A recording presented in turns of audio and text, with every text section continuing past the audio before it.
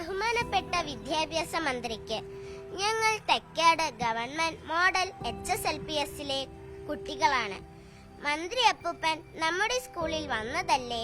സ്കൂളിലെ കൃഷിത്തോട്ടം നമ്മളും ടീച്ചർമാരും PTA-യും നന്നായി നോക്കി നടത്തുന്നത് അഭിനന്ദിച്ചതല്ലേ?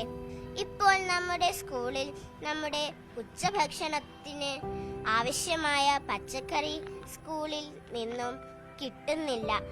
ആരൊക്കെയോ സ്കൂൾ പരിസരത്ത് ആളില്ലാ നേരത്ത് കയറി പച്ചക്കറി മോഷ്ടിച്ച് കൊണ്ടുപോകുന്നു. ഇന്നലെ 18 കോളിഫ്ലവർ മോഷണം പോയി.